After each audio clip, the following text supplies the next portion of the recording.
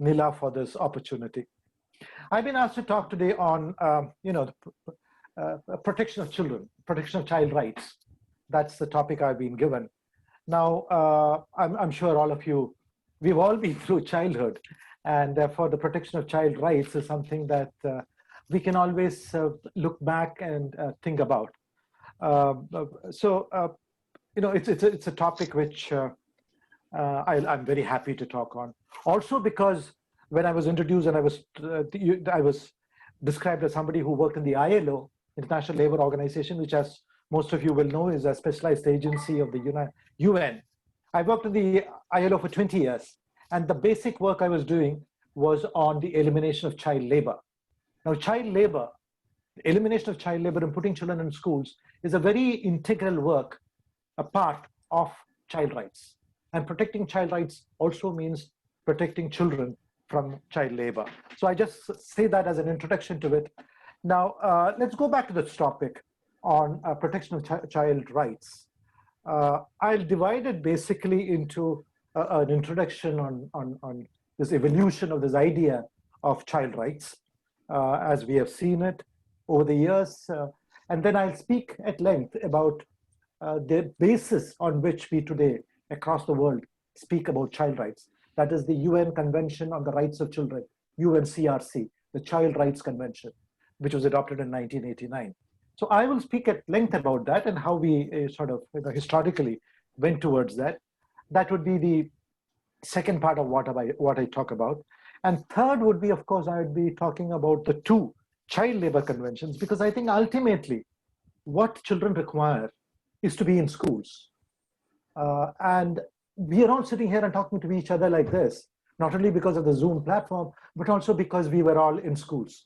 If you and I had not gone to schools, today if I had not gone to school, I would be climbing coconut trees today in Kerala.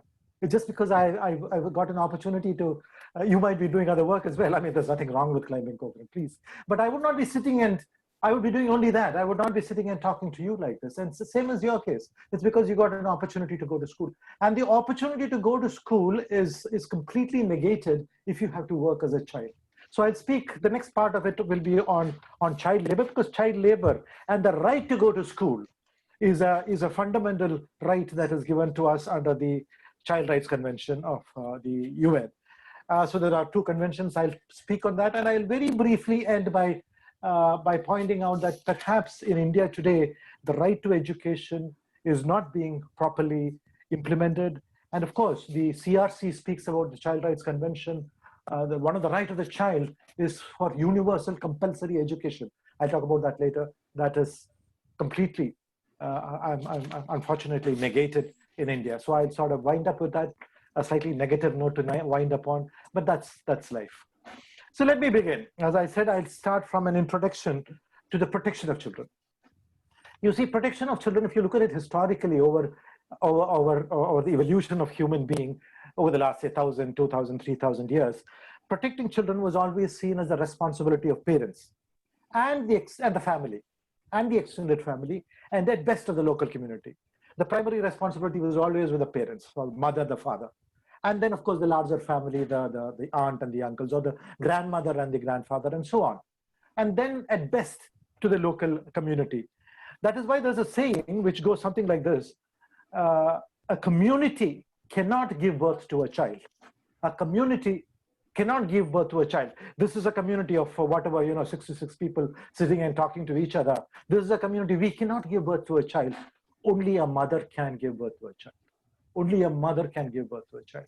So that is a fundamental role of the mother and, of course, the father. Because a community cannot give birth to a child, only the mother can. So this emphasizes what we have historically seen, that the responsibility for a child lies with the parent, with the mother and the father. But at the same time, there's another proverb which you may have heard of. Only a mother may be able to give birth to a child, but only a village can bring up a child. So a mother can give birth to a child, only a mother can, but a mother and a father by itself cannot bring up a child. The whole village is necessary, the whole community is necessary to bring up a child. That's how it has been for years. The mother, the father, the grandmother, the grandfather, the child's aunts, the uncles, the great aunts, the great uncles, especially in extended, in large undivided families that we used to have before. the larger village community, they all brought up the child. And that is how it historically was. But things started changing later on, especially with the growth of communication.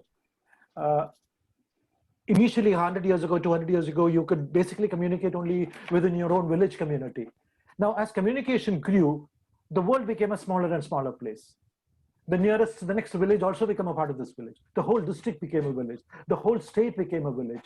The whole country became a village. And today we speak about the whole world being one village. Vasudeva Kudumba. We have in our history, we have heard about this tremendously global principle that to us, the whole world is a family. Vasudeva Kudumba. So that is what it is coming to. At that time, 5,000 years ago, when this idea was propounded, perhaps we didn't have the means of achieving it in practice. But today, the world is really one family because we are able to communicate. I'm sitting and talking to you in Assam, but I could as well. Yesterday, I was in another web where there were people from Hong Kong, there were people from Chicago, from London, from Denmark, etc. So the whole world has become one huge village. So that also changed the concept of who should bring up a child. So, and therefore, after World War II, and perhaps even a bit earlier, not immediately after World War I, there was a shift in paradigm, as you would call it, that the village that was required to bring up the child, only a village can bring up a child, as I said earlier, but that concept of the village that was required to bring up a child soon became the larger village, the whole, larger community, and then, of course, the country, the state, and then the global village, the universe, the community of nations. Today, therefore, the responsibility of bringing up a child, how to behave with the child, what can be done with the child, what cannot be done, who has the responsibility, etc. of the child, it now belongs not only to the father and the mother, not only to the grandfather and the grandmother, not only to the village, but to the whole nation, the state, and the global community as a whole. So that is why we have national laws and international laws on bringing up children, on the rights of children. What are the rights of children? So, 100 years ago, if people told you that we should have a law on children, they would have laughed at us. 500 years ago, they would have even, taken you to be a fool. But today, the concept that laws are required to ensure the protection of children is a part of our thinking. International laws and national laws. The child is no longer only or merely the responsibility of the family, the parent, and the local community. It is the responsibility of the country and the world. And this, of course, having this larger responsibility has many, many good elements. It also has bad elements. I'm not saying no. So that is how it is, how this whole notion of child rights has been growing, and how the concept of child rights are growing. I would request all others to mute their phones, if you mute their microphone, otherwise I get disturbed because your sound comes back to me. If everybody else could mute their phones, it'd be very nice. Thank you so much. So if you look at, as I said, it was recent means in the last 100 years, that the concept of child rights started to grow up. The notion of children's rights in the Western world and in our world developed in the 20th century. It really began, for example, with what is called the Proclamation of Child Rights, Children's Rights Proclamation, by the person who founded an organization that you may have heard about, Save the Children. It was the founder of Save the Children who in 1923 published a very small proclamation, as you call it, on the rights of children. There were just 5 articles in it. That's how it became a proclaimed issue in 1923, 97 years ago. So it's not very long. Then a year later, in 1924, the League of Nations adopted what is called a charter on a world charter on child welfare. So that was the next step 1 year later. The League of Nations was the predecessor, for those of you remember your history of the United Nations after the First World War, which ended in 1919. Can I ask questions to the group, please? Would anybody like to answer me? Which treaty ended the First World War? Anybody? Nila will give you chocolates. Sir. Yes. Good afternoon, sir. Yeah. Sir, did the Treaty of Paris? No, it's very close, but not Paris. Antara, you're very close. It's a place close to Paris, but where is it? Anybody else? She's come very Treaty of close. Vienna. No, Vienna is far off. But there is a connection between what you are saying and some letters of the alphabet. The treaty also starts with V. Geneva? Sorry? Geneva, sir? No, you are not allowed to answer the question. Oh, sorry. You'll get a slap if you answer the question. Only the students can. Okay. Hello. Anybody? Yes, Neeti. Yes, Versailles, I guess. Yes. You pronounce it wrongly. It's called the Treaty of Versailles. That's how the French pronounce it. Versailles is a small town near Paris in France. It was a Treaty of Versailles that ended. It was the First World War. And as a part of the Treaty of Versailles, then the First World War ended. And along with that, the League of Nations was set up. The League of Nations was a predecessor to the United Nations. The League of Nations collapsed by 1939 when the Second World War started. But it was a League of... There's a lot of talking which is disturbing me. It's a League of Nations in 1924, about 5 years after they were founded, that adopted this charter called the World Child Welfare Charter. It was non-enforceable. You couldn't enforce it. And then it took another 30 years for the UN. By that time, the UN, which year was the UN formed, anybody? Anyone can tell me when the United Nations was set up? No? Okay. Hello? Can people hear me? 1945. 1945, Vishaka, a big round of applause to her. Nila will give you a pack of sweets. I'm joking. Oh, we'll be waiting. Okay, very good. 1945, after the end of the Second World War, the UN was set up. So the UN was set up in 45, and 14 years later, in 1959, the UN brought forth a declaration. A declaration is not enforceable. A declaration of the rights of the child. It was only a declaration that means, okay, this is what it is. It cannot be enforced across the world. And then it was another 30 years later, in 1989, that the Convention on the Rights of the Child, was adopted by the UN. Can anybody say which day it was adopted? Which month, which date? Okay, Vishaka, you're going to answer? No, okay. It's difficult. It was on the 20th. I'll come to that later. If anybody can answer in between, that would be very good. So it was in 1989 that the Convention on the Rights of the Child was adopted, and that is a major landmark in understanding our own, in growing and enforcing. Sir, yes. Sir, 24 October. No, that is the day. 24th October, by the way, 24th October 1945 was the day the UN was founded. Earlier, Vishaga or somebody said that it was founded in 1945. 24th October was the actual day the UN was founded. 24th October 1945. That's why 24th October is called the UN Day. But this was another date. I'll wait for somebody else to answer. Don't check up your Google, please. Answer yourself. So let me then move on. So it was in 1959 that the UN adopted this Declaration on the Rights of the Child, which later became a UN Convention on the Rights of the Child 30 years later in 1989. The UN Declaration was a very major international step to recognize that children have rights.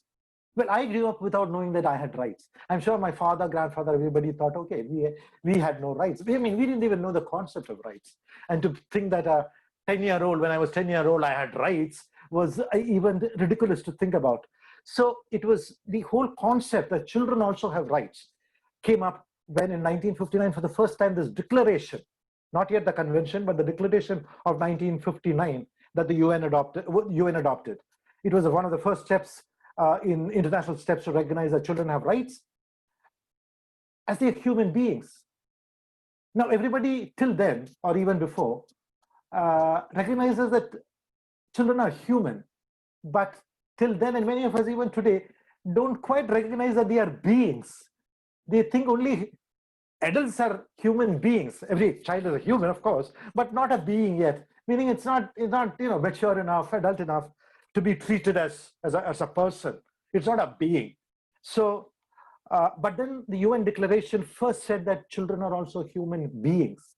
not merely human, but they are persons in their own right, and they are human beings. Till then, the whole understanding or the idea was that only adults have rights as humans. Children at best have whatever rights or responsibilities that their families and the parents and local communities give them. The feeling and the general perception was that children are generally it's a wrong word to use, but that is the concept. They're the property of the parents, property of the family, that they didn't have any rights by themselves.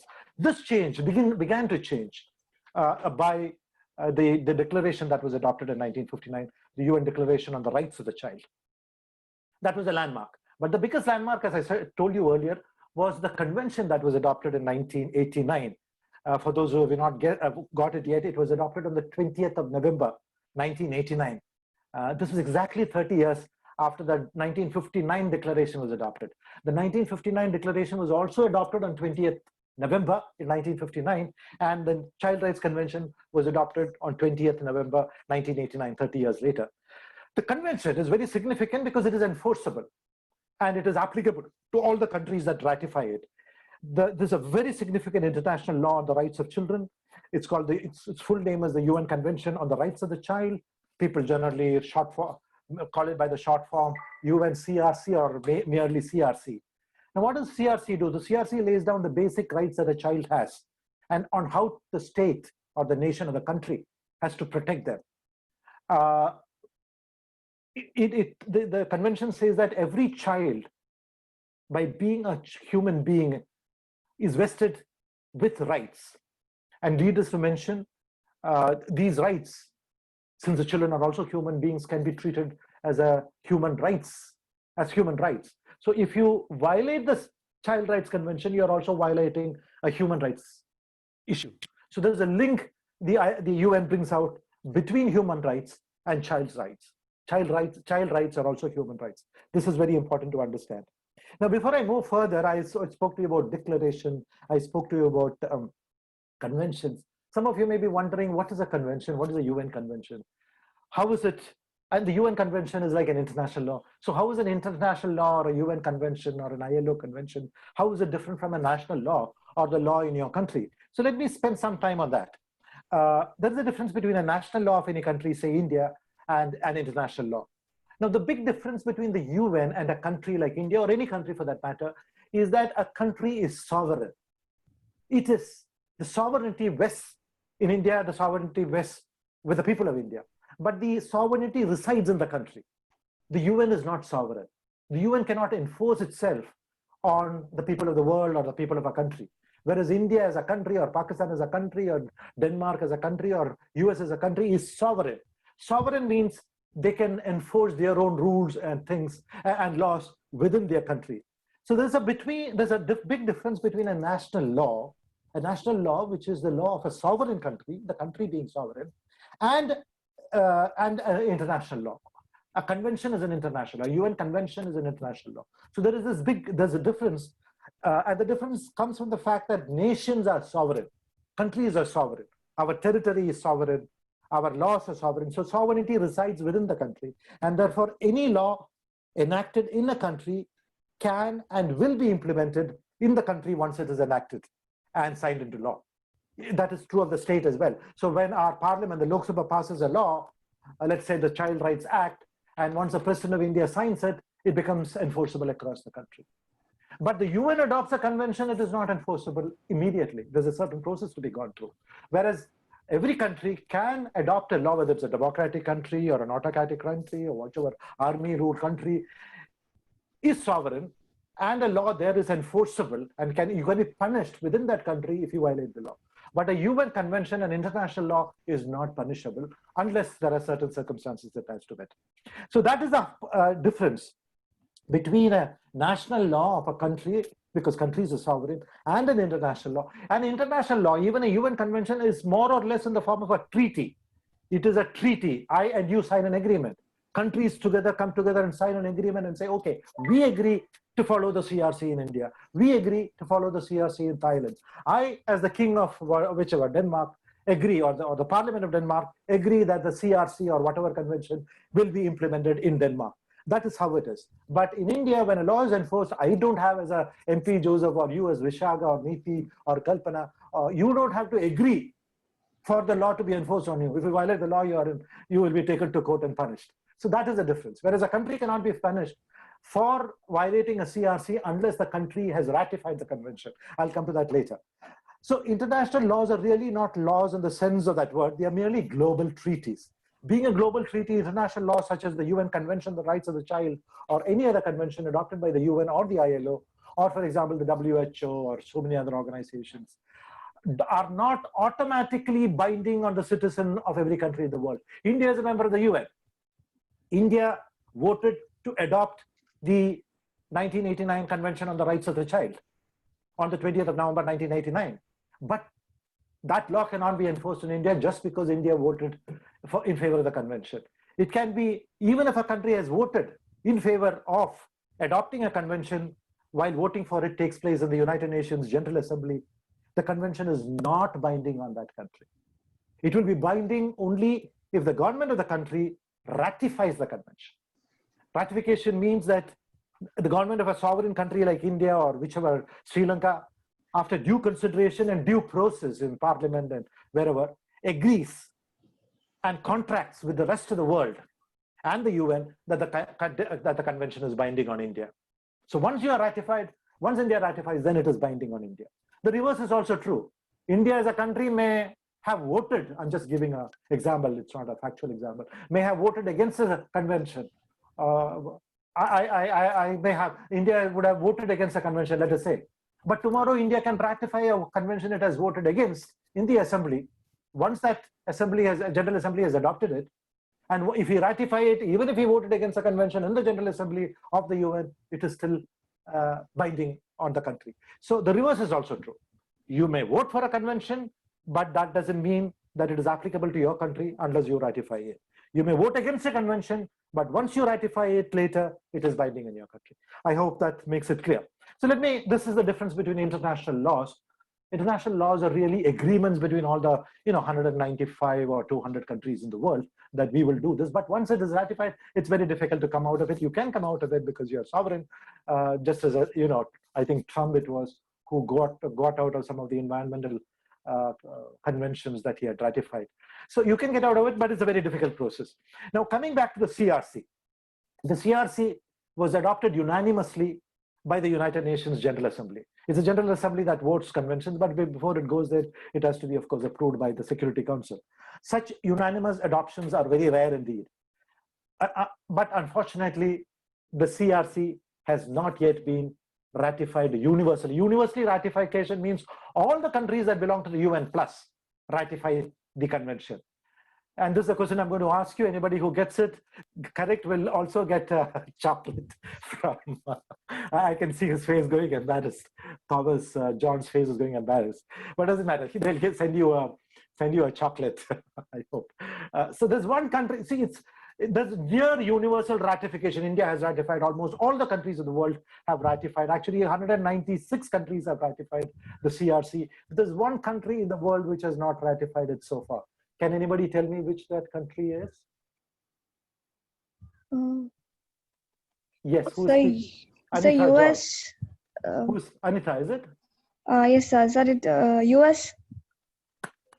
Yes, it is the US that has not ratified. Of all the countries in the world, the US is the only country which has not ratified the UN Convention on the Rights of the Child.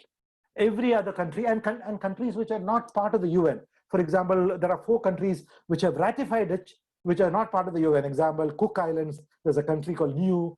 The Palestine, which is not a full-fledged country, has ratified the CRC, and the Vatican, which is not a member of the UN, has ratified the convention. So, but the US has not ratified the convention. Can anybody say when India ratified the convention? By the way, Anita, it's an extremely good answer you gave. Congratulations. Can you say, Anita, when the CRC was ratified by India? India has ratified it, of course. India ratified quite early after the adoption in 1989. Can anybody say when it was ratified by India? I guess it was in 1992 that India ratified this. I'm not sure, but I think. Very good. Where are you speaking from, Anita? Which part of India? Actually, Sir, sorry, sir, that was not me. That was someone other. Yeah, someone with the accent change. Who was the person who answered 1992? That was a correct answer. That was Vishaka. Vishaka, very good, Vishaka. You are spot on. Can you also tell me the month and the year? Month and the day? no, sir, I just remember the year. Very good. I was also not sure of that. Where are you speaking from, Vishaka? Madhya Pradesh, Bhopal. Madhya Pradesh. Bhopal. Oh, very good. Congratulations. It was 1992. Anybody can give me the day and the year, the month and the date? The date. Anyone? Fine, it's difficult. It was on December 11th, 1992. Very good, Vishaka. Congratulations again. Yes, India has also ratified it. So the US is the only country that has not ratified the convention. You might ask me later. I hope I'll be able to answer that. Why the US is not ratifying it. Okay, what happens when a country ratifies the convention? Once a country ratifies, like India has ratified, a country that ratifies the convention are bound by international law to implement it. There can be no exceptions. Compliance, it has to implement all the provisions of the convention. Compliance is monitored. Compliance means whether a country, India, for example, which has ratified it, there's a UN committee on the rights of the child, which is composed of 18 experts, independent experts, who will monitor whether all the countries, the 196 countries that have ratified it, are complying with the requirements of the convention.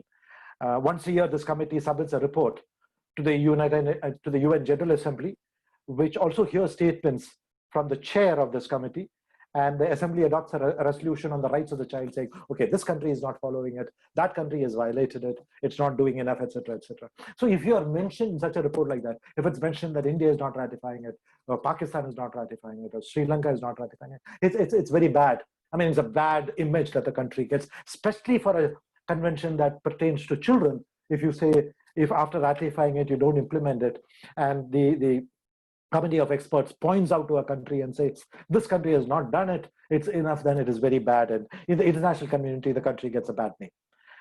The governments of countries that have ratified the convention are required to report and appear before this committee on the rights of child. This one expert committee I talked to you about, periodically to examine the progress that they have made in this respect. Their reports in the committee and the country's report and the committee's written views are available always. And it is a criticism before the international community of, about 200 nations, that how many nations are, how many members are there in the UN, anybody? Anyone can say how many members there are in the UN? 193. Who is that? Sanu. Where are you speaking from, Sanu? Kottayam, Kerala.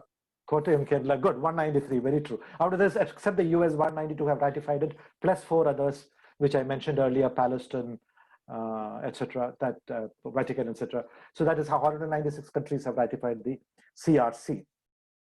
So this is how and if the General Assembly adopts a resolution saying such and such a country has not implemented it after ratifying, these are the weaknesses of that country, that's a terrible shame for the country. That's how the global opinion is used to name and shame a country, by which they will set right the weaknesses there. Now, what does the CRC confer? What are the rights that the CRC confers on the children? I'll go into it in a bit detail, but very quickly. The CRC reiterates that every child has certain basic rights. As I told you, as I grew up, I didn't know about rights that I had as a child. But today, many children know that they have rights. And that includes a right to life, right to your own name, my own name, the child's own name, and an identity. I'm an Indian. I'm a Malayali. I speak Malayalam. I'm from such and such a community. That's my identity. As a child, the child has a right to that identity, to his own name. My name is Joseph or whatever. My name is Vishaka, whatever, Kalpana. That's your name. The child has a right to that name, to that identity, to your community, to your nationality, to your language, to what you eat, your I don't know. You might be a Mishra or I don't know, whatever your surname is, to that community. So that children also have rights. And they were right to be raised by their parents within the family and within the culture in which the child is born.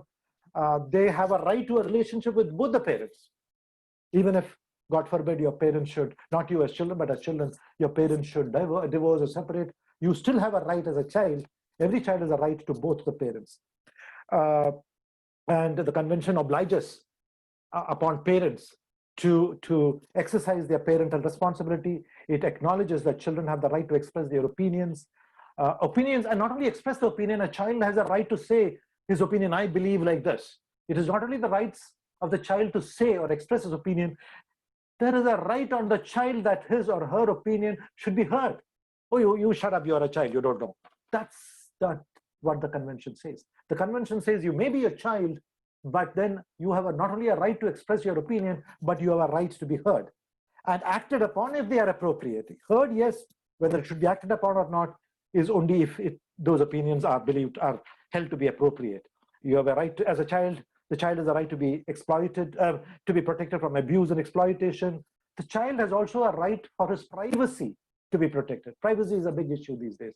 When our privacy is leaked by Google or Facebook, we feel upset about it. A child has a right to privacy. This was said in 1989, before privacy laws became so part of our lives. And child has a right, within that, the right of privacy, the child has a right to live a life that is not subject to excessive interference. Excessive interference, don't the word excessive. Interference, yes, because the child has to be, the parents have to interfere, but not excessive interference. Child's point of view has to be heard, as I said earlier. And most importantly, a convention forbids capital punishment for a child. A child below 18 cannot be hanged or executed under law. So there is this very important part of convention. That is why children below 18 under Indian laws cannot be, no capital punishment. You can't hang them or execute them in other ways. It also says there is what is known as corporal punishment. What is a corporal punishment, anybody? We always hear about corporal punishments. Can anybody say what a corporal punishment is? Punishment in school. Sorry, who said that? Punishment in school.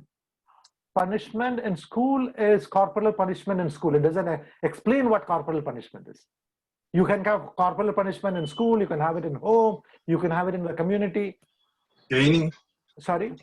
Caning. Caning is one form of corporal punishment. But the larger definition, yes, somebody else? Physical punishment. Physical punishment. Very good, Fida That is Hamid. corporal. Very good, extremely good. Any physical punishment, caning, beating, slapping, any form of anything like that, that is called as a corporal punishment. So corporal punishment can be at school, can be in home, can be in other places as well. Now, you see, Article 19 of the CRC does not ban corporal punishments completely. It only says, Article 19, the convention only says that the government or the state should take all appropriate legislative, administrative, social, and educational measures to protect the child from all forms of mental and physical abuse. The Convention on the Rights of the Child does not ban or prohibit corporal punishment by name. But however, later on in 2006, a committee on the rights of the child stated and the committee is different. A statement of a committee is different from the convention itself. The convention doesn't speak about corporal punishment and doesn't ban it, but the committee in 2006, that is 17 years after the convention was adopted, stated that there is an obligation on all states, all countries, to move quickly to prohibit and eliminate all corporal punishment and all other cruel or degrading forms of punishment. But an opinion or a statement of a committee does not have the same validity as a convention ratified by the country. So there it is. I was just, because we speak of corporal punishments a lot these days, punishment of beating in school, okay, you didn't do your homework, give me your hand, that sort of a thing is corporal punishment. So there is, I just wanted to point out that the CRC does not mention specifically about corporal punishment, and it only speaks about protecting the child from all forms of physical and mental violence. It makes no reference to corporal punishment. So that is something I think as a bit of information I thought I'd mention to you. Corporal punishment, what is corporal punishment? It is physical punishment. As Fida Hamid said, it's physical punishment, inflicting physical pain on anyone, whether it's a child or a grown-up. But it is most often practiced on minors, especially at home and school. Corporal punishment in the home, punishment of children or teenagers by parents or adults, is even today legal in most parts of the world. At home, corporal punishment is not illegal in most parts of the world. It is illegal if corporal punishment is meted out in schools. It is illegal in many countries, but it is not yet illegal in most countries, I think, including India, because we have all grown up with the statement, spare the rod and spoil the child. If you don't beat a child when he's growing up, then you will spoil the child. I got beaten up by my father when I grew up. Maybe that's the reason. I don't know, no comments on that. But yes, when a child gets beaten, when I get beaten, I feel terrible about it. But looking back, I think maybe one of the reasons I'm still a fairly good person is because of the punishment I received and the corporal punishment I received from my parents. I was never beaten up in school, okay? I was a very good boy. So there you are. However, several types of corporal punishment are illegal in the world, not everything. So that is what it is. Now, many countries, as I said earlier, many countries that have banned and made corporal punishment in schools illegal have not yet made it illegal at homes. So that is that difference. And again, the problem with a corporal punishment is that, corporal punishment is sometimes thought of as necessary to discipline a child. So, but then where does disciplining a child end and where does abuse begin? You can't abuse a child. That's prohibited under all these acts. So abuse is not possible, but disciplining a child is permitted. But which is that, the Lakshman Rekha, which you cross when a punishment becomes a punishment for disciplining becomes an abuse. It's very difficult to know to know where that line is. Let me move on. Now I'll come into greater detail about the highlights of the CRC. But before that, till what age are you a child? Are we all a child? What is the age? Vishaka, 18 yes. years. 18, yes. Now all those who are silent, please, when I ask these simpler questions, you should answer. Vishaka, thank you. I mean, you continue to answer. You're most welcome. You're quick on the button, but I'm requesting others also, when they know the answer, even if it is wrong, so what? Answer the question. You're right.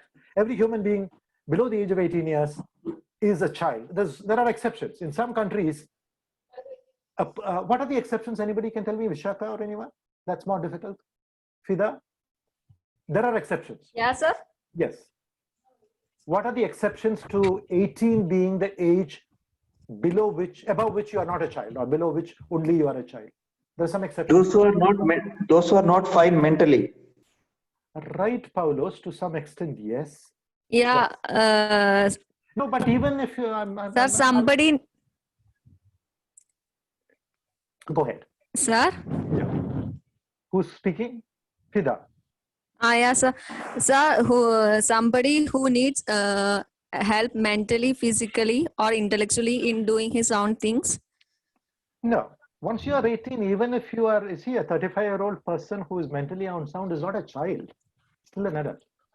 Paulos and Fida, your answers are not quite correct. Anyway, let me move. Anybody else? Vishaka, Stanu, anyone else? Anyone? I can't see the whole list, so anyone else would like to answer this? Okay, I'll tell you. See, it depends on the definition of a child in a country. If in a country like, for example, I think, I'm not quite sure, but Denmark, many Scandinavian countries define that at 16, you're no longer a child. At 17, you're an adult. Or at 15, you're not 15, maybe 16. So if there is a lower age prescribed, below 18, in any country by the country's law, by which, say, in the US or in Denmark, you are a child only up to the age of 18, then the CRC says, then in that country, if you are cross 16, then you are no longer a child. Only children, only people or human beings below 16 are children. So if any other country, you can't raise this above 18. You can only lower it. If you're above 18, you're always not a child, whether you're mentally unsound or whatever. But below 18, if in your country, for example, advanced countries of Scandinavia, I'm not quite sure, Denmark, or I'm sure Norway or Sweden, the age at which you cease to be a child is lower than 18. It could be 16, it could be 17, you can check up and let me later know what the ages are. But if in any country, and there are many countries like that, where the age at which you cease to be a child is not 18, but lower, But if in a country, the age at which you cease to be a child is 21, no, it's not 21. For the CRC, it's still 18. So that's how it is. And the country, if it has ratified it, and most countries have ratified it, has an obligation to change that age 21 as per its laws to 18 to be incongruous with the CRC. Okay, let me move on. So what are the highlights of the CRC? I told you already some of this. Now I'll go ahead and quickly mention a few others. Now, one of the highlights, one of the thing is that the CRC, the countries that ratify the convention, and 196 countries have ratified it, that means almost all the world except the US, should ensure that the country should ensure that through laws the child is protected against all forms of discrimination or punishment based on the status of the parent, the activities of the parent, the opinions of the parent, the beliefs of the parent, etc. So if the parent has a belief that you see communism is good in a non-communist country, a child cannot be punished for that. If communism is illegal in that country, there are some countries where it is. The parent can be punished, but the child should be protected against discrimination. The parent's belief might be anything, but the child cannot be punished against that. Child cannot be discriminated against that. That is fundamental to the CRC. The views of the parent, even if the parent has done something illegal, wrong, the child cannot be discriminated against. And the second thing is that the CRC says that every country should act and have laws which are in the best interest of the child. And that should be the primary concern. What is the best interest of the child? That is the primary concern under which laws should be drafted and passed. That is the second one. That is the other highlights of this of the CRC. There are many of them. I'll go through them quickly. Is that the state party, that is the countries, shall undertake to amend the laws and put in place administrative rules and other measures for implementing the CRC. That is immediately. You ratify the convention and sit back? No. But if you ratify the convention and in your country 19 is the age at which a person ceases to be a child, you have to reduce it to 18. You have a law in that country, let us say, where if the father is a communist, the child gets thrown into jail. No, that law has to be amended by which the father's political beliefs, he may be this, he may be that, but the child cannot be punished for that. So the law of that country, should all countries that ratify it, should be amended and changed to make it congruous with the Child Rights Convention. State parties, that is the governments of all countries ratifying it, should respect the responsibilities, rights, and duties of the parents. The governments should respect the rights of the parents, the responsibilities of the parents, and the duties of the parents. And that is very important, and it should be extended to it will be extended to the family and the extended family, where the local custom is such that there are so many families in India, still a Hindu undivided family where fathers, mothers, cousins, everybody stay together. It's coming down, but still there are. So that the rights of those extended family is also to be protected. The next most important thing, and that's fundamental, every child has a right to life. You cannot take away the right to life. And that is why you cannot hang a child, even if the child has below 18, even the child has committed the most heinous of crimes. We have seen this in Delhi in the case of Nirbhaya. So inherent right to life is very fundamental. Have I lost you, or am I being heard? Hello? Can you hear me? Audible, sir. Yeah, okay, thank you so much. There's an inherent right to life. And then the other point is that the government should, to the maximum extent possible, help for the survival and the development of the child. That, of course, goes without saying. And the other interesting thing is we are so used to, these days when children are born, the birth of a child has to be registered within 7 days or 1 month. We go to the panchayat or the municipality and does it. Now, the registration at birth is a part of the CRC. And once India ratified it in 1992, we were obliged to change our laws to make registration of a child's birth compulsory. That is why we do it every time now. And also the registration of the birth, and the child should have a name, a nationality, and a parentage. So and so, daughter of, or son of, so and so, and so and so. So the parentage is important. The child should have a name, the right to a name, the right to a parentage, and a nationality. These are rights of the child. The child, as I said earlier, has a right to preserve his or her identity, including the identity of the nationality of the child, the name of the child, the family relations of the child, and these should not be interfered through by any law that any country passes. The child should not be separated from his or her parents against their will. there'll be conditions in which, of course, which parents are in jail, have to be separated. But otherwise, child cannot be separated from the parents without the parents' consent. And very important, which I said earlier, a child who is capable of forming his or her opinion or views has the right to express the opinion. When a child comes and says, "Well, I don't like this," you can say, "Oh, shut up, chup raho." I mean, you can't say that and move on. The child has a right to express the views freely in all matters affecting the child. If a child doesn't like the taste of a food, the child has a right to express it. And the views of the child being due weight. If the child is a 3-year-old, you don't give much weight because it's a medicine that has to be administered.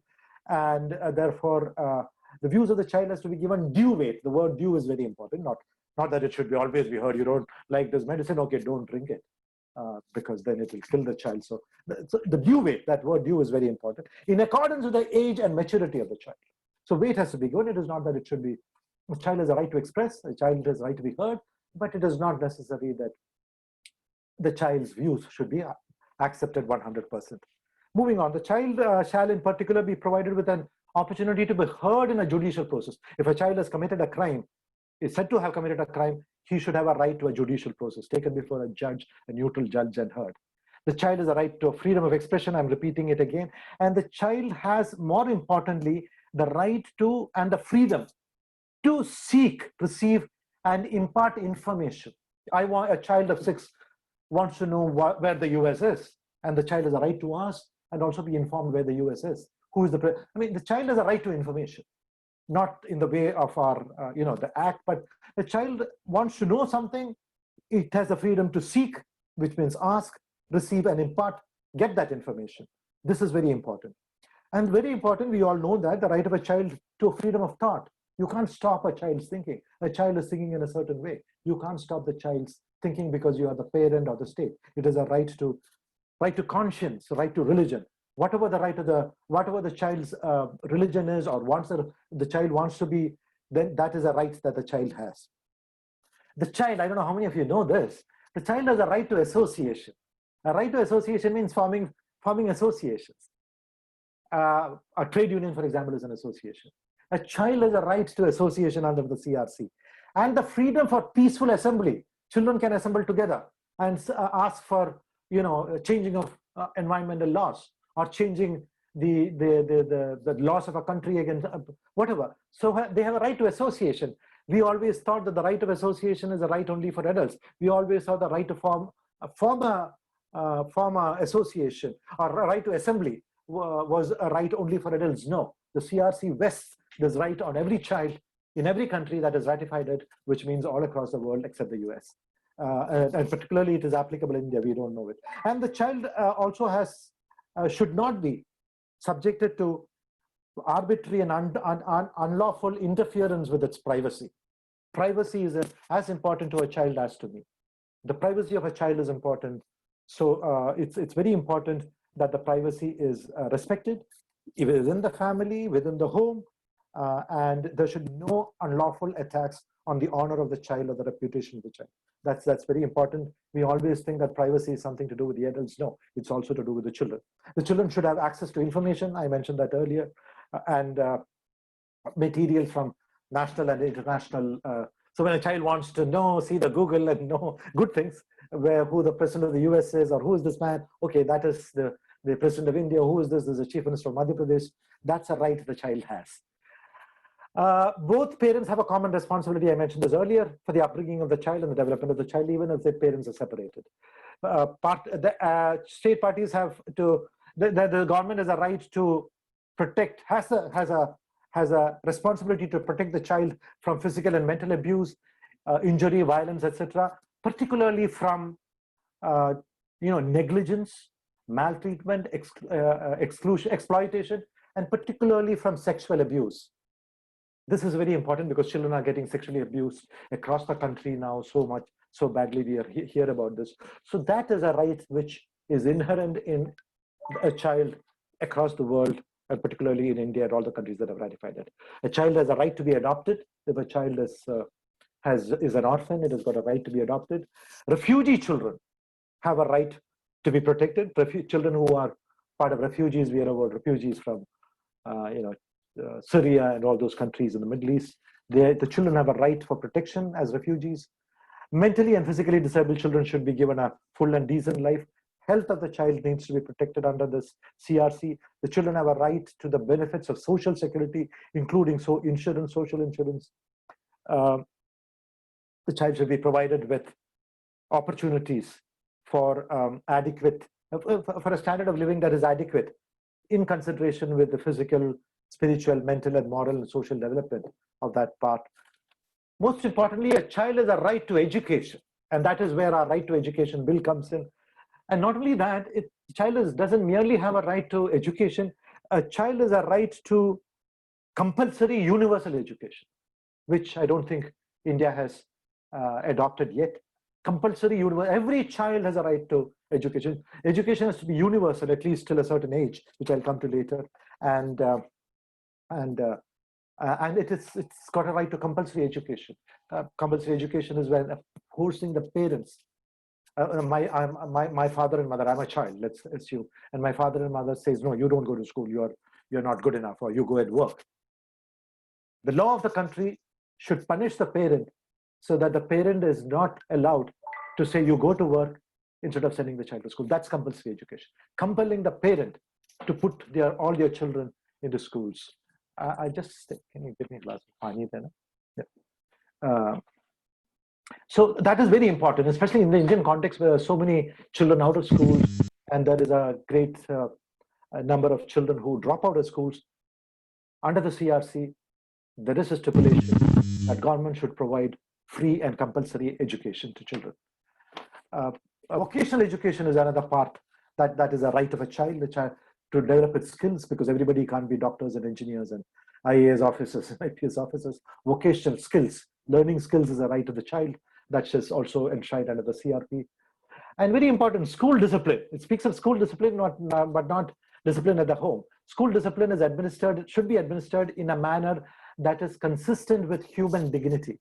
It doesn't say corporal punishment or not. It says it should be consistent with human dignity. That is what the CRC says. Child is also the right to rest and leisure, not doing homework all the time. A child has got the right to play, engage in play and recreation activities, which is appropriate for the child. So we can't force our children to say, study, study, study, do this homework. They've got a right to recreation, they've got a right to rest, they've got a right to leisure, they've got a right to play. Very important, I don't know. So that's very important. Of course, the child has a right to be protected from exploitative economic exploitation and performing work that may be hazardous to the child. And that is why I later come on to the issue of child labor and the link to education. And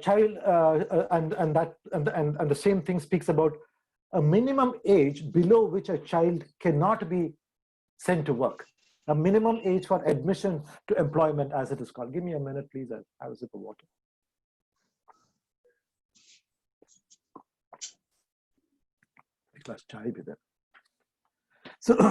So a child, I'll come to that later, cannot be sent to work. So there's below a minimum age. What the minimum age is, I'll come to later. But below a minimum age, child cannot be sent to work.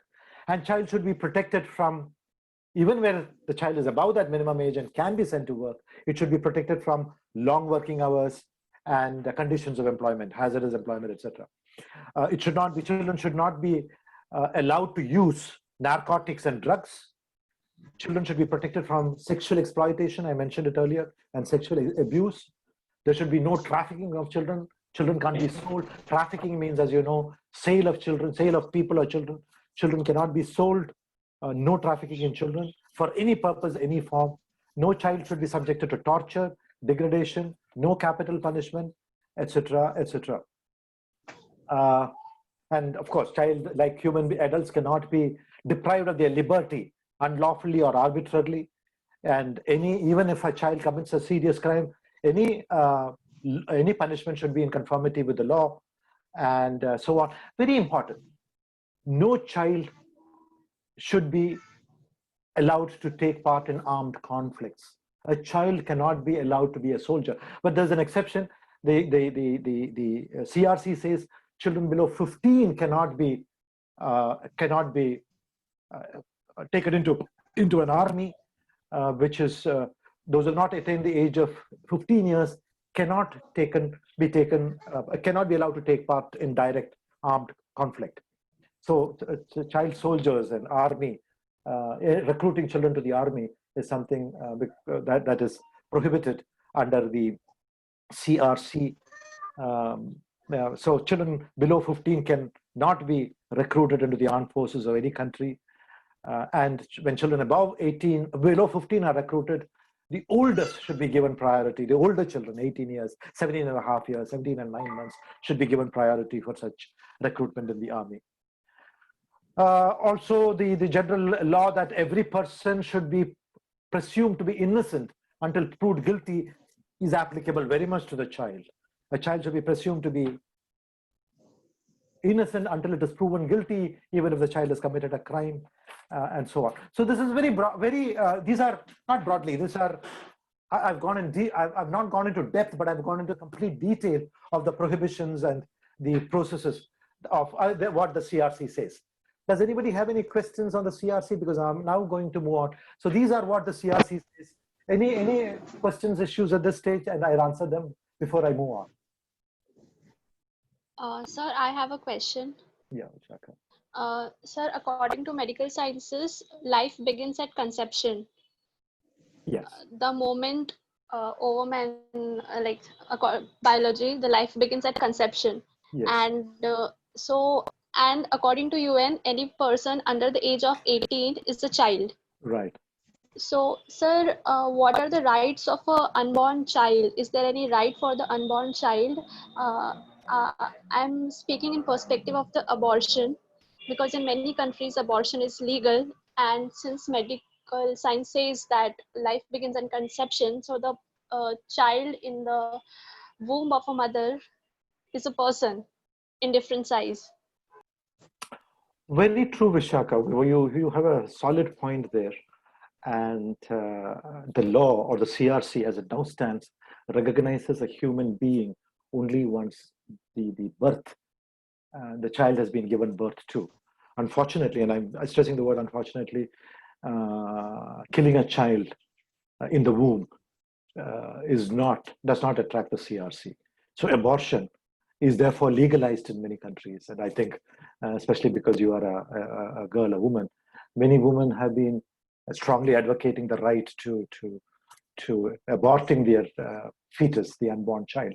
Now there is always this, the question of is the right of the woman not to have a child, to abort the child, more graver or more important than the right of an unborn child to be born, provided the child is healthy and okay. It's a very difficult question to answer. Unfortunately, I don't have the answer. The law is very clear. The law CRC does not include the rights of an unborn child. It's only includes a child that is born from the second it's born onwards. Does that answer your question, Vishaka? Very, very important question, I thought, and unfortunately. Yes, sir. So I had got some answers, but I also have some doubts. May I ask? Please. Yeah. So, sir, in as you said, CRC is has no such proper legal rights for the unborn child. So, is it because that unborn baby is in the womb of mother? So, at that point of time, the right of women prevails over the right of child? See, to answer it from the point of view of CRC, the CRC I don't think ever considered, just as 300 years ago, nobody considered the rights of children. No, they are, jo batate hai kar lo. Us tarah ka, the attitude was like that. So similarly, the CRC in 1989 did not think about the rights of the unborn child. Maybe 10 years, 20 years from now, you might have a convention on the right of the unborn child. And I think now that you mention it, it's very important, because does the right of the child's mother, right of the woman who is pregnant matter more than the right of an unborn child? Has an unborn child a right to be born or not? These are very difficult questions to answer, and I don't think I'm competent to answer them. But you have a strong and very valid point there. And believe me, I'm sure in your lifetime, I think the UN will come up with some convention on the rights of the unborn child. Unfortunately, the CRC does not cover that. Just as the earlier conventions did not cover the rights of children and only covered the rights of adults, and the CRC brought in a new step and brought in a international law to cover the rights of the child. Similarly, I'm sure these things will come up later. It's a very, very valid, interesting point. I feel humbled by your asking that question, Vishaka. Thank you so much. Sir, I'm asking, sir, I want to ask one more thing. So, what as an individual, as a youth, we can do for that so that CRC could consider? Well, I think you see, you have heard about that girl called Greta in where is she? Norway, who is she's a child still. She's still in school, but she has been campaigning. I think I got the name right. She's been campaigning for the last 2, 3, 4 years against global warming, and she is you heard about her. Greta is the name, isn't it? Yes. So if this is your passion, take it up. I'm sure you will. People will initially they laugh at you, but slowly people will listen to you. And I'm sure, as listening to the question, Vishaka, I also felt that I have not even thought about it. So once people start thinking about the right of the unborn child as against the right of the mother, then I think there'll be more light on it. When does life really begin? So we'll have scientific evidence, and then we'll come to the world will come to an answer. So very important. I'll urge you strongly, Vishaka, to take it up. People may laugh at you in the beginning. They might not only laugh, they might turn against you, but that's part of life. Take it up, and I'm sure 30, 40 years, 20 years in your lifetime, surely we will see some understanding of what are the rights of the unborn child. So I have a doubt. Yeah, Mansi. Hello, sir. Yes, slightly louder. Yes, sir. Sir, as you have mentioned that international law are not sovereign, it means that they are not sovereign. That's the word. Yes, sir. No, not yes, sir. So tell after me, sovereign. Sovereign. Yeah, that's right. Thank you. Yeah. It means that they are not enforceable until the government of that country agrees with it. Yeah, ratifies so, sir, ratifies it. So, sir, if India ratifies with CRC and does not follow the rules of CRC, so will be there any penalty on the India? It is not penalty. The UN is not it cannot enforce penalties or punishments on countries. But it can name and shame. There are 30 of us in a classroom, and all the rest of the children point to somebody and say, "Oh, that boy, he did this," and then others say, "Yeah, I saw him do it," and the boy will feel uncomfortable, and then he will not do it from tomorrow because he's ashamed. We all have the sense of shame. Similarly, countries have a sense of shame as well. And if everybody says, "Oh, I saw Joseph doing that," and I'm shamed in public, then I won't do that. Or knowing that I'll be shamed in public, I won't do that. Like individuals, nations have also this sense of shame. And no, India doesn't want to be shamed before 195 countries in the UN, especially at a time when India is talking about being a superpower. We wouldn't like to be shamed in the world community of nations. All the papers will write about it. There'll be discussions in BBC, all over. So no country likes that. So to be named and shamed by the committee of experts in a report on child labor, which is adopted by the UN or placed before the UN, is a terrible thing to happen for any country. Nobody likes it. So they will try and avoid it. India has, of course, not fully the areas where India is still backward on the rights of child, but I'm sure gradually we'll do it. And God forbid that India is named and shamed. For example, universal compulsory education, the right to the education bill, the new national education policy does not even mentions the right to education only in 1 or 2 places. It does not mention universal education. It does not mention compulsory education. So these are very serious drawbacks in the NEP and in our system. So, but then of course, there is no punishment possible in the UN system. The countries who are members of the UN are sovereign, and a sovereign country cannot be punished. Okay. But they can be named and shamed. Yeah. Okay. And sir, which are the other 2 countries which has not ratified CRC as you have mentioned? Only one country, it's the US. All the other countries have ratified. The UN has 193 countries. 192 have ratified it. Only the US has not ratified it. So if they ratify it, will be a universal thing. Apart from the country, sorry, yeah. Yes, sir. Sorry. What did you say actually? So actually, I have searched on Google. Currently, 195 countries had ratified CRC. 196 actually. That is because apart from the 192 countries in the UN which have ratified it, I mentioned it earlier, 4 other countries have also ratified it. These 4 countries are not part of the UN. Palestine is not. It is ratified. Vatican is not. Similarly, there are two other countries which are The not Sudan part. and North Korea, I think. No. Sudan. Sudan has ratified it. I'll tell you. The other two countries which have not ratified it are, I think, give me a minute. Yes, sir, sure. Yeah, the two are countries, but let's not waste our time. The point is that 109 out of the 193 countries in the UN, 192 have ratified it. One country, US, has not ratified it. Apart from the Okay. 193 countries in the UN, 4 other countries have ratified it. Right. Let's move on. Any other questions? Otherwise, I'll move on to the next section of my Thank you talk. so much. Yeah. Sir, I have a question. Who is Sir, this? why US, Vishakha? Yeah, Vishaka, yes. Okay. Sir, why US has not ratified? Why? I think the reason is this, the reason is what I said earlier, the CRC prohibits soldiers being, children being taken into the armed forces. The USA does not have a law which prohibits children below 18 or 50, whatever. Children below 18, I mean, yeah, are allowed to join the armed forces in the UN. And I think that's a primary reason, but I could be corrected. I'm not sure. But this is what I think the reason is. Main reason why the US is not ratifying it. India itself, yeah. That's I think the reason. Child soldiers. That's the issue. Thank you, sir. Yeah, let me move on.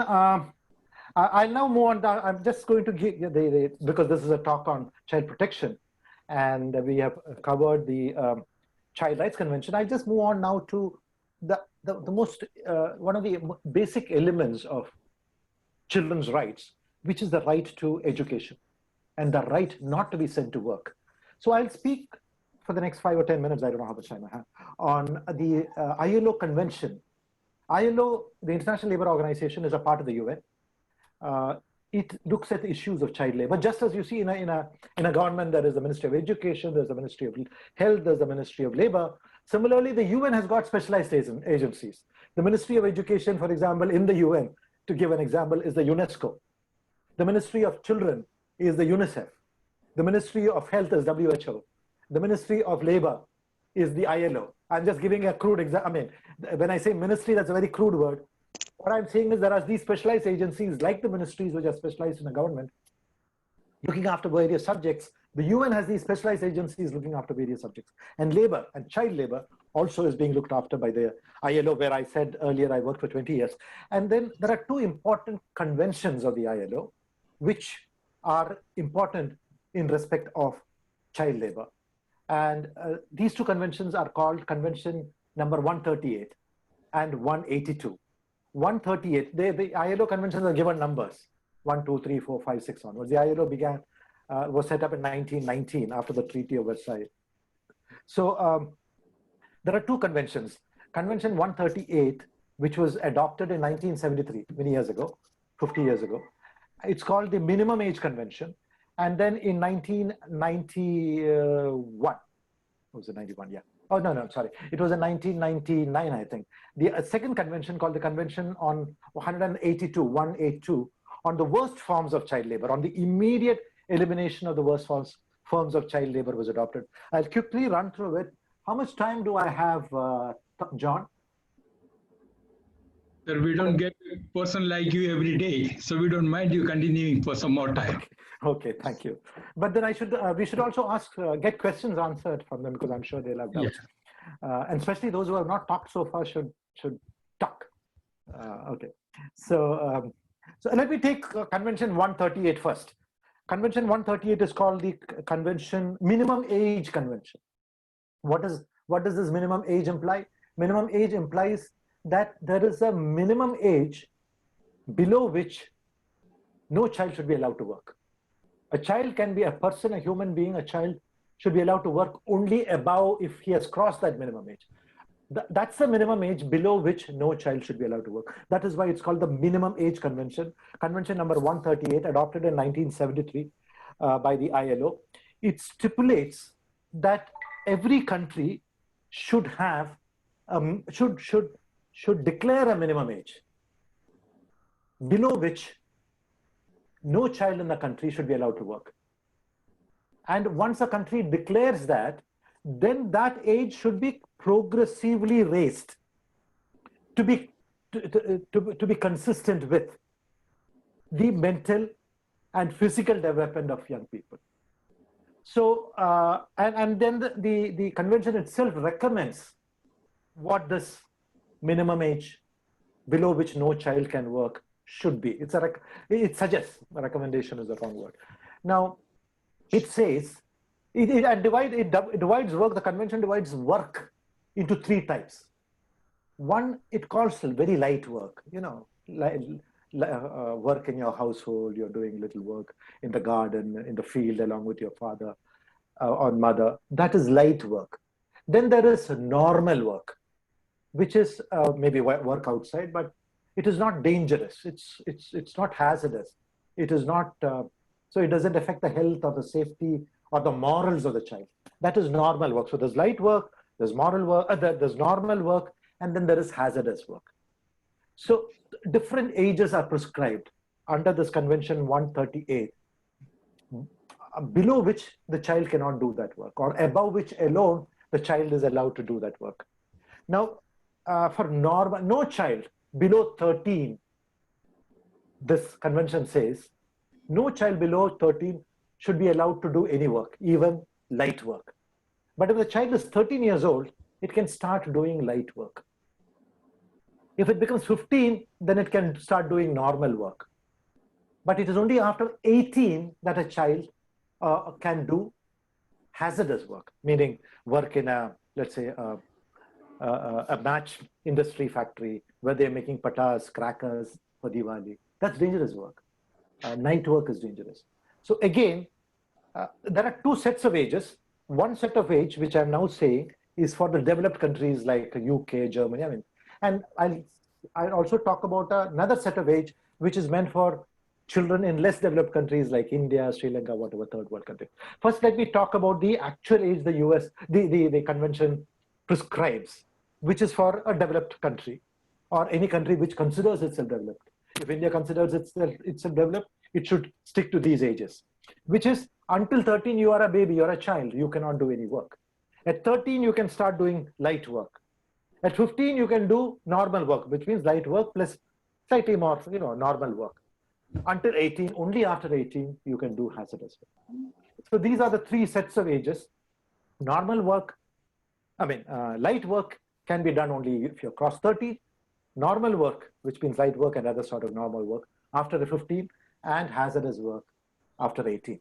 This is for the developed countries, but if you're a very poor country like a country in Africa or maybe India, even now, India treats itself as a undeveloped country where child labor is concerned, where these ages are concerned. For such countries, this Convention 182 prescribes a different set of ages. Instead of 13, where you can start doing light work, Convention 138 says you can start doing work in a country which is not very developed, depending on the country's own laws, it can decide, from the age of 12. So while in US, you can do it only from 13, in Sri Lanka or India, if you want, India still it is like that, you can start doing light work from 12. But below 12, no work anywhere in the world. But the children are children, they should play. Now, instead of 13 for a developing country or a poor country, say Uganda or India or whatever, I'm sorry to equate India with Uganda, but where child labor is concerned, we are like that. The age is 12. Now, up to 12, you can start doing light work at 12, whereas in developed countries, you can start doing light work only at 13. Normal work in developed countries, you can start doing work only after 15, but in countries which like India or developing countries, you can start doing normal. You can allow your children to start doing normal work even from 14 onwards. And 18, you can start doing hazardous work. Only above 18, you can start doing hazardous work in developed countries like UK, Europe, and all that. But in developing countries, the law of the country can permit children above 16 also to do hazardous work, which I think is very unjust to children. So once again, the ages, normal work below 13, in the case of developed countries, below 12, about 12. In developing countries, you can start doing, you can start doing light work from the age of 12 in undeveloped countries, from 13 in developed countries. You can start doing normal work from 14 in undeveloped or developing countries, from 15 in the case of developed countries, And from 16, you can start doing hazardous work in Shivakashi or in bricklins, etc., in UP and Bihar or wherever from the age of 16. But in a developed country, only from 18. This is what the law says. The Convention 138 says. India ratified the convention 2 years ago in 2017. I was present in Geneva when our minister, labor minister then, Sri Dattatreya, came to the Palais des Nations, that's what it's called, and signed and exchanged the instrument of ratification. That's what it's called, with the ILO Director General, Guy Ryder. So we ratified it in 2017, and we are bound by Convention 138 now, as per which no child below 12 should be allowed to work in any work. From 12 onwards, you can do a normal work. Light work. 14 onwards, normal work. 16 onwards, even hazardous work, which is a shame. I think we should, calling ourselves a developed country, we should stick to the other ages, 13, 15, and 18. So that is what Convention 138 says, I hope. It's a slightly complicated convention. I hope I've given you an understanding of what it is. Now, there's one more convention, which is called the Convention 182, which was adopted in 1999, Convention on the immediate elimination of the worst forms of child labor. See, Convention 188 says that all countries should progressively try to reduce their minimum age to what I said earlier, progressively, because you can't do it on a one fine morning. You can progressively, you can take a little time to reduce the age of entry to work to what I explained earlier. That is what 138 says. It gives leeway. We can do it 5 years from now, 10 years from now, progressively do it. But Convention 182, adopted in 1999, clearly says that the worst forms of child labor, should be eliminated, not progressively, but immediately, here and now. It's called the Convention 182 on the immediate elimination of the worst forms of child labor. It concerns the immediate prohibition and taking immediate action for the elimination of the worst forms of child labor. Now, what is the worst forms of child labor? I spoke about hazardous labor, child labor earlier. Now, amongst hazardous child labor, there are some forms of child labor which are so hazardous that they are called the worst forms. So there's light work, there's normal work, there's hazardous work, and then there is the worst forms of child labor. So this is the gradation. So the worst forms are hazardous work, which have, according to the convention, the countries that ratify it, India has ratified it. Oh, by the way, Convention 182 is the immediate elimination of the worst forms of child labor is a universally ratified convention, meaning every country in the world, including the US. The last to ratify it was Togo.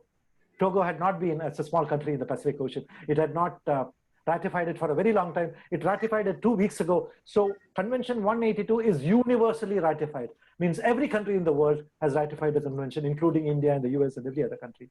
So this convention says that the worst forms of child labor, that is the worst of the hazardous forms of child labor, should be immediately eliminated. And countries should do it. I mean, you can't do it progressively. You have to do it immediately. A country that ratifies the Convention 182 commits itself to taking immediate action to prohibit and eliminate the worst forms of child labor. Immediate action should be taken. And what are these worst forms of child labor? There are 4 types of worst forms. Worst forms means worse than even the worst among the hazardous forms. There are 4 of them. Number 1, all forms of slavery. If a child is being held as a slave, that is a worst, and practices similar to slavery. Sale of children, trafficking of children. I'm buying a child, or I'm selling a child for working in mines, or even for whatever. If a child is being sold, that is a worst form of child labor. So all forms of slavery. A child below 18 is being sold into slavery. A child is being trafficked for debt bondage, or for serfdom, for compulsory and forced labor. That is a worst form. So all forms of slavery or practices similar to slavery, such as the sale and trafficking of children for debt bondage, serfdom, forced or compulsory labor, including forced or compulsory recruitment of children for use in armed conflicts. So all this is one of the 4 types of hazardous child labor, which is defined as worst forms and are to be immediately ended by all the countries ratifying it. Number two, the use, procuring, and offering of a child for prostitution, or for production of pornography, or for pornography performances. No child below 18, and here there are no different ages, it's 18. Any child below 18 is a child. And the worst forms of child labor should be prohibited.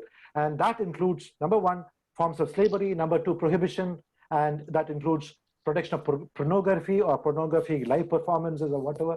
Third, using or procuring or offering a child for any illegal activity, particularly for the production of drugs, for for selling drugs, for producing drugs, anything, any illegal activity. If a child is being used for murder, that is an illegal activity.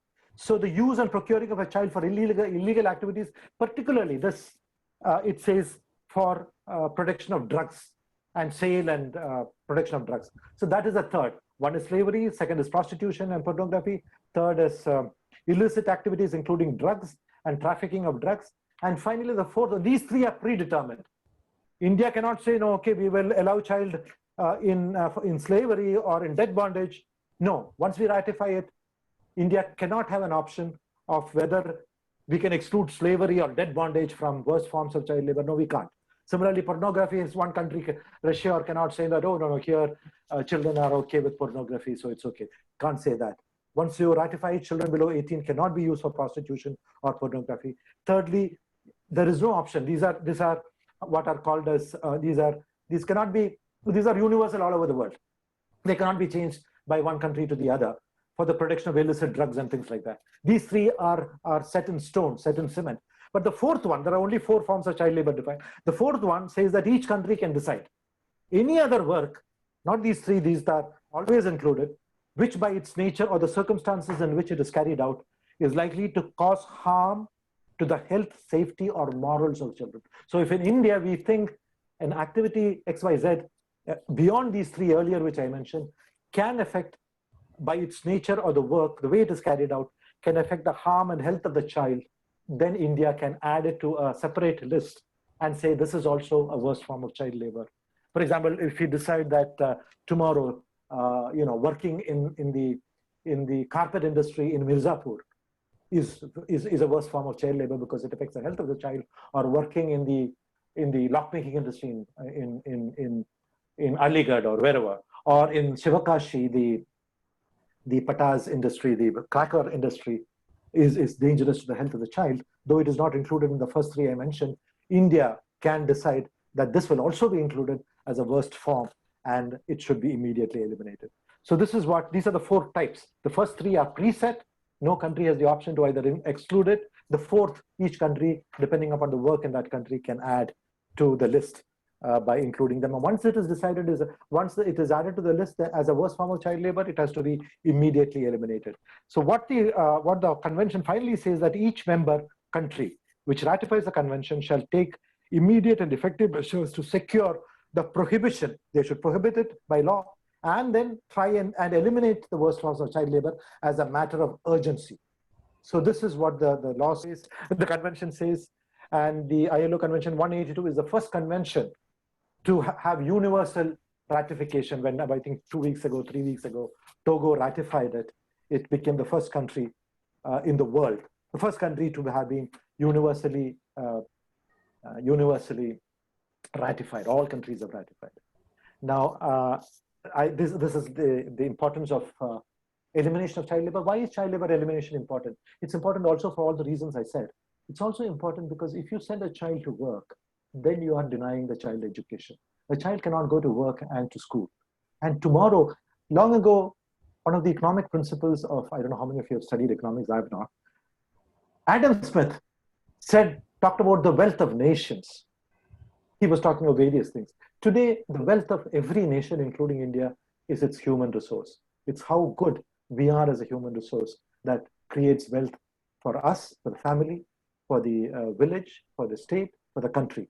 The wealth of our nation is the human resource. And you can't generate human resource if you send our children to work. They have to be in school. They have to be in school till 15 or 16 or whatever. And then let them decide what they want to do. They want to do vocational work, skill work, whatever. So child labor prevents the education of children. And the greatest weakness of India is that we are still a nation that does not ensure that every child goes to school and remains in school. You and I have had the benefit of going to school and staying there. And that's why I and you are talking to each other. There's so many lakhs or millions of children in our country who are admitted to school, but then drop out, or not admitted to school, they're sent to work. Child labor prevents education. Education and lack of education prevents the growth of a country. Why is Japan, a small country, so rich? Why is Singapore so rich? It's a tiny, it's not even as big as Bhopal. It's not even as big as Cochin, but it's one of the richest countries in the world because they've developed the human resource. Why is 90% of the world's wealth, for example, I mean, not 90%. Why is London and New York so extremely rich? Because the best human resources go to London and New York. So the best of the world, the best in India go there, the best across the world go there. Human resource is what creates wealth in a nation. And the only way you can provide human resource is by educating our children. Universal compulsory education will ensure that in 20 years, India is one of the richest countries in the world. If we go soft on educating our children, we will continue to be what we are. You see, it's like a family with 10 children. The father says that, look, I have 10 children, what do? I will only send my first two children to school and let them go and become engineers and doctors, whatever. I'll see their education until they become IAS officers or whatever. The other 8 children, you go to work. So out of the 10 children, 2 are sent to work, to study, and the 8 sent to work. What happens? When they grow big, the 2 are, of course, they become doctors, engineers, army or IAS officers, and they earn a lot of money. But what happened to the other 8? They didn't go to school, so their incomes are very low when they grow up. So ultimately what happens is these 2 people, the 20% of the children, have to support the 80% of the other children who didn't go to school. That's what's happening in the country. A few, 30%, 40%, or 20% or 30% of the middle class and the upper middle class who go to school, we work and create wealth. Our taxes are used to pay for for giving subsidies to the people who we denied. Why are we forced to give subsidy? Because we denied them the right to go to school. If we had set up good schools and send them to the schools, then we didn't have to do this. The foolishness of the father who sent only 2 children to school and sent the other 8 to work. Now the 2 children who went to school and became doctors and engineers have to support the other 8. That's the same in our country. We have to, if the father had decided to send all the children to school and say, okay, I'll do whatever I can. All of you go to school. After 10th standard, you decide you want to be an engineer, doctor, you take your loan and you do it. With my money, I will send all the 10 to school. Out of those 10, at least 6 or 7 or 8 of them would have earned enough to support themselves. That's what's happening in India. It's happening because we are more inclined to send our children to work. घर में क्या करेगा, school में क्या करेगा, ये इसको भेज दो काम के लिए. That's the attitude, which is terrible, and that will. So we talk about a demographic dividend. It cannot be a demographic dividend so long as every child is not in school until the age of 15, 16, 17, or 18, and then let them decide. So that is the importance of Convention 182 and Convention 138 of the ILO. That is the importance of the clause of the CRC, which says that every child should be compulsorily and universally sent to school. Unfortunately, India is not doing it, and that's one of the reasons for our backwardness. We will continue to be backward if, like the foolish father, we send only 2 or 3 of our children to school and say the remaining you go to work and then do whatever you want. We have to send everybody to work, whatever be the cost. Kerala is supposed to be very advanced. Why? Because here there is universal education. Everybody has been to school. And so has countries like Singapore. And every rich country in the world, including China over the last 30 years, became rich because they send their children to school. If Germany and Japan and UK and France are very rich today, it's because their human resource is good. And how their human resource become good? Because they send their children to school compulsorily. Every child was sent to school. We should do the same. I won't take much longer. I can see that John is looking at his watch. Not at all, not at all. So let me stop here. And if you, I'm getting a lot of requests that you can continue. Well, I think I'll stop here. I'm also a bit tired, frankly. Maybe you can answer a few questions. Yeah, I'll answer questions. I'll be delighted to answer any amount of questions. I can go on with the questions for a long time. Hello, sir. Yeah, who's that? Salwa. Yeah, this is Salwa. Yeah. So, sir, as you said, child pornography is one of the worst kind of child labor, right? They call it worst forms. That's correct word. Yeah. Yeah. And it's also like universally applied, the Convention 182. Right. right? So Correct. then why and how are adult industries still practicing child pornography? Are they allowed to do so? No, you have said that it's an adult industry, so only adults Yeah. are allowed. Children are not allowed anywhere in the world because all the countries have ratified it. So it's an adult industry. By your own definition of the industry, you called it adult industry. So correct.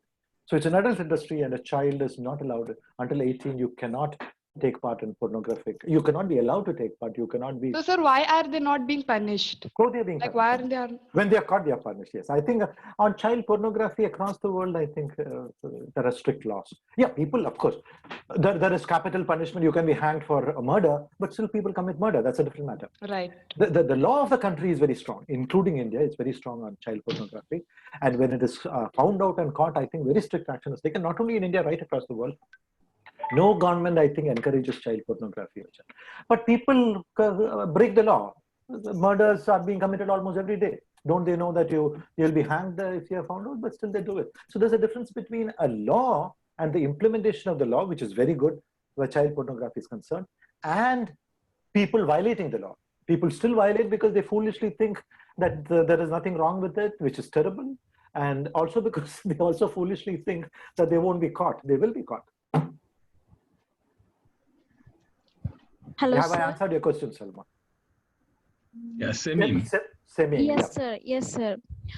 Sir, in some places like yet child labor practicing, though below as 138 convention said, you can work normally in 15 years. So in some places, child are working below 18 years, but they are not getting any special situation like half work, two times break.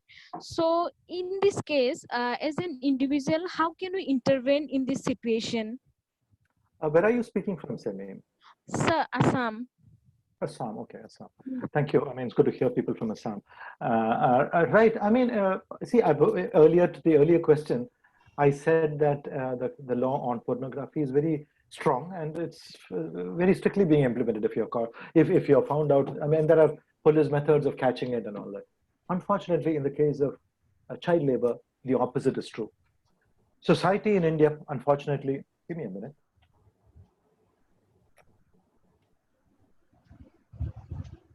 Unfortunately, in India, society is still the attitude of society to child labor is very lax.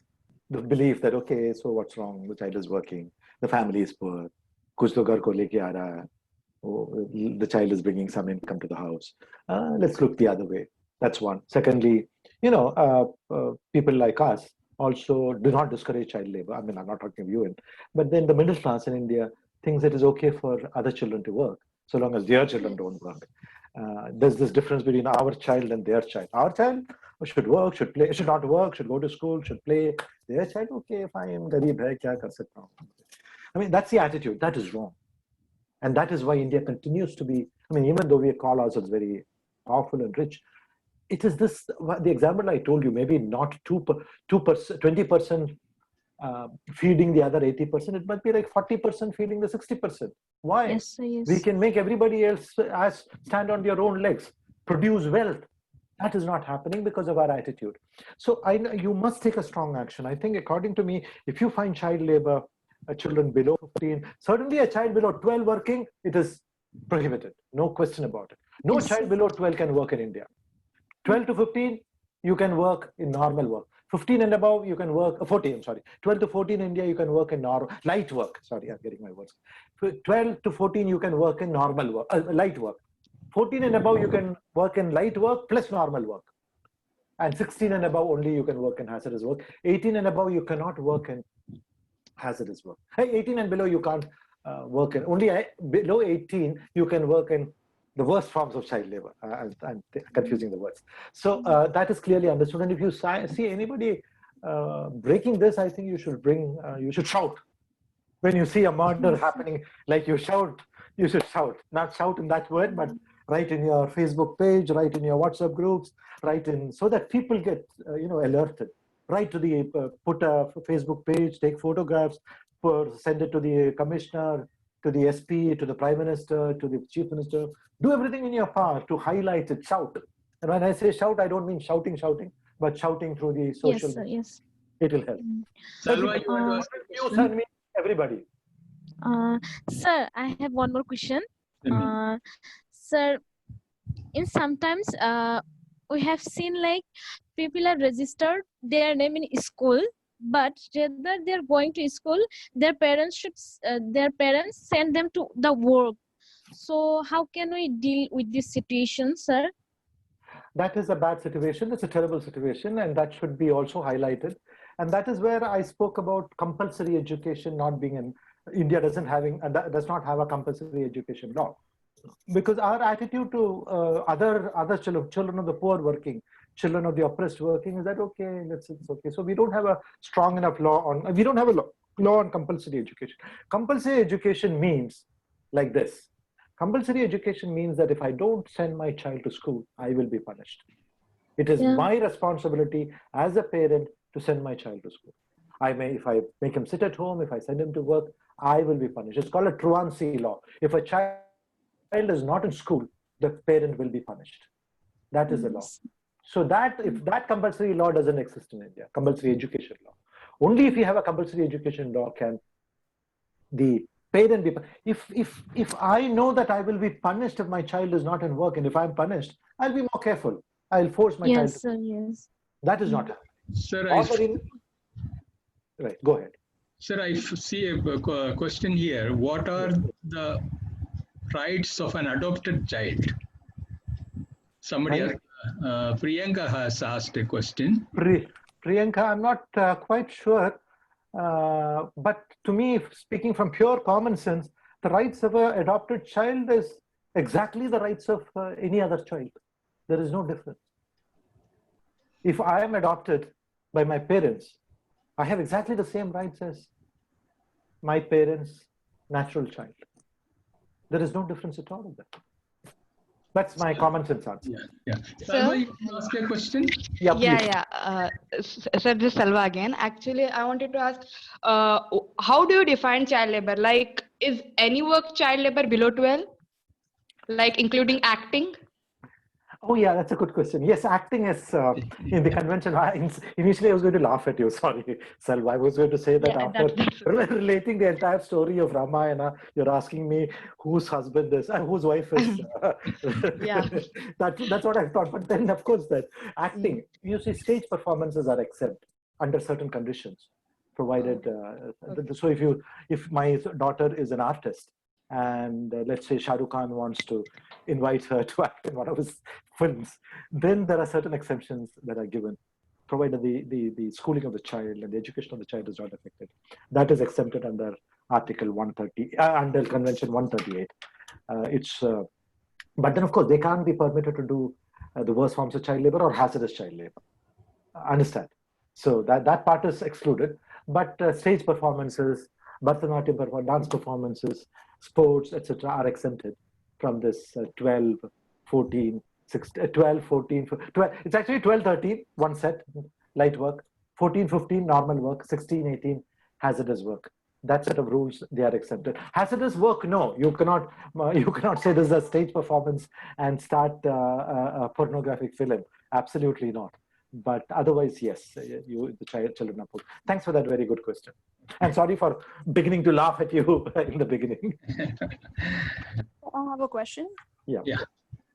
So I wanted to ask, earlier in the session, you were speaking about how a child should have a right to make that informed decision and how he should be given the opportunity to have the privacy, and he can go and have that power to make the decision.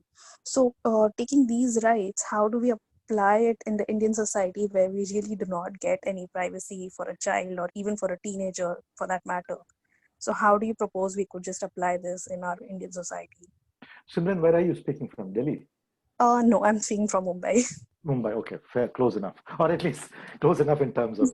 Simran, I'm surprised, firstly, that in all your examples, you kept saying he.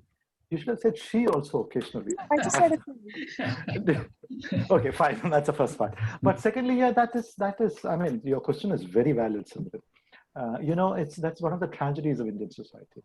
that we are not, we see even the right for a child to have privacy, the right for, provided it's possible. Some of, if you're living in a, if I'm living in Dharavi slum, it's not possible for the privacy that the CRC talks about. But in otherwise a middle class household where it is possible, the parents have an obligation to give necessary privacy to the child.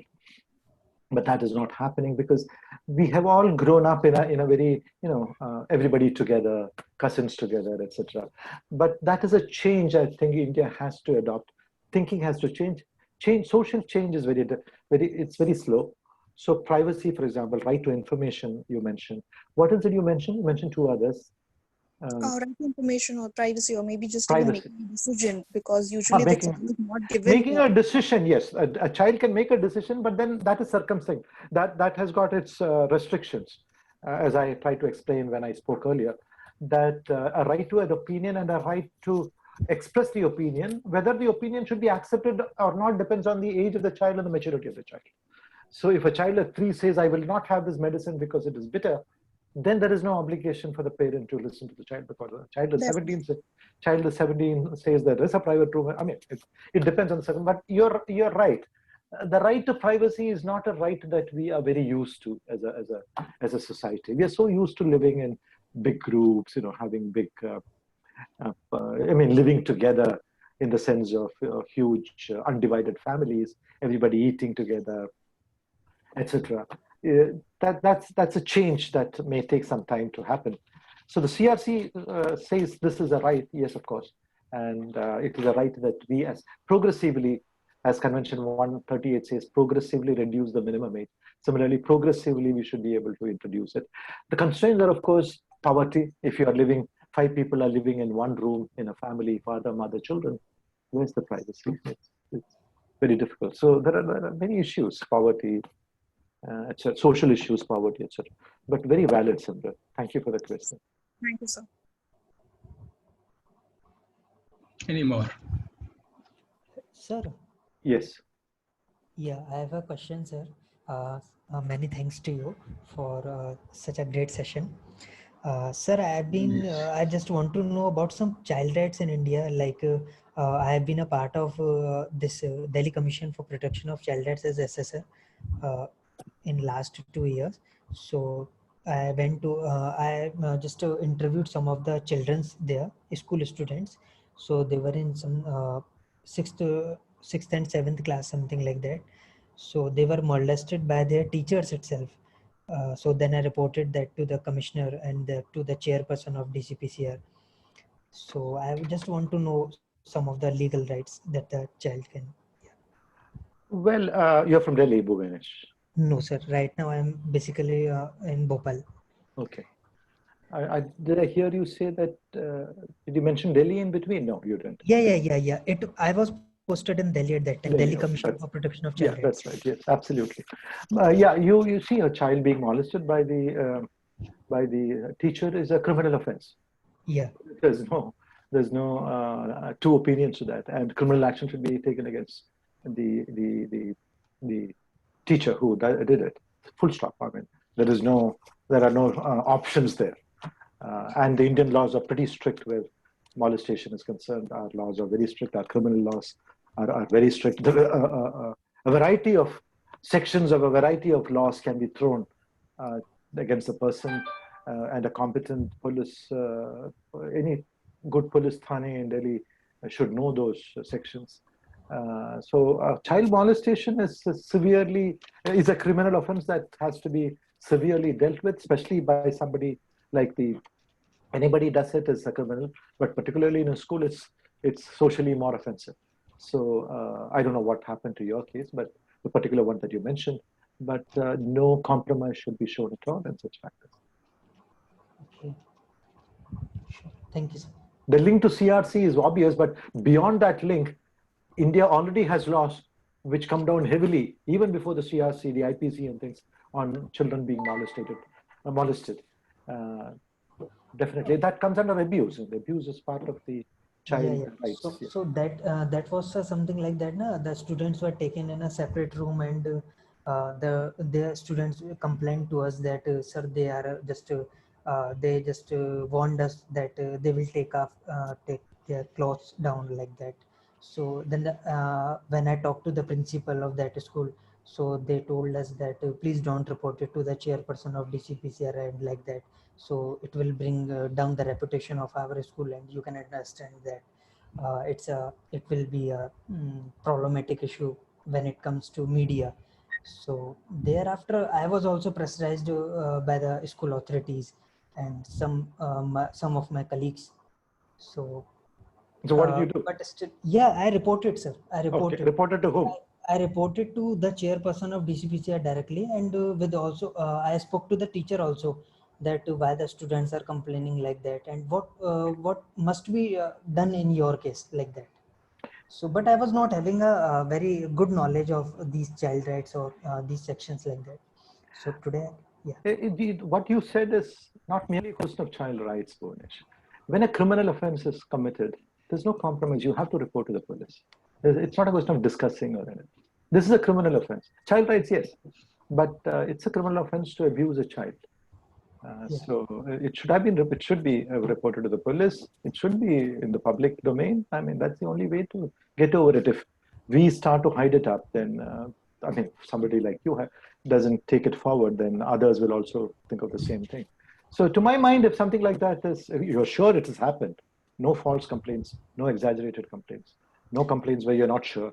But if you're sure, full stop, report to the police, report to all the authorities, so that even if the police doesn't take action, the others will take action.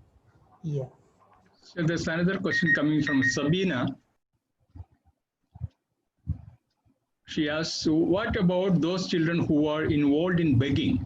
Are those children too are not considered as a child labor? You see, begging, there are two forms of begging. Very good. I mean, thanks for these lovely questions that's coming up. There are two forms of begging. Begging where the child is doing it voluntarily. Now, that is a social evil, of course, and begging should not be encouraged. But if the child is doing it without going to school, then it's certainly a violation of the CRC, where we talk of universal. The child is going to school from, let's say, 10 to 5, and then at 6 o'clock is going out and begging on its own. I don't know, it may not be child labor, but because the child is already working, it's already studying, going to school, and that begging does not interfere with its work tomorrow, number one. But if the child is begging as a part of somebody being forced to beg, then it is certainly child labor.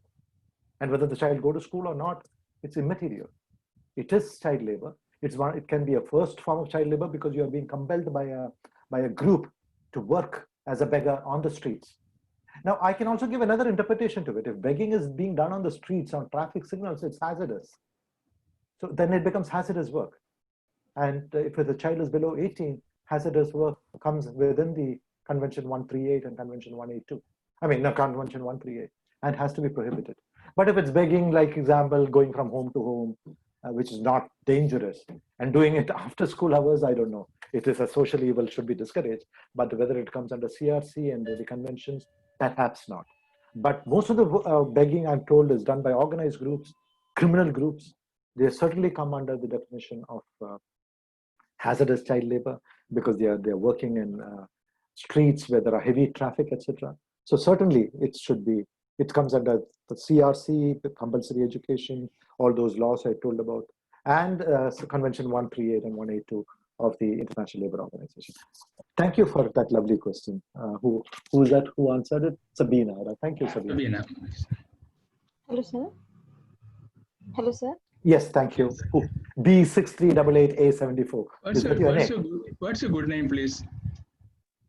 Hello, sir. Yeah, tell me.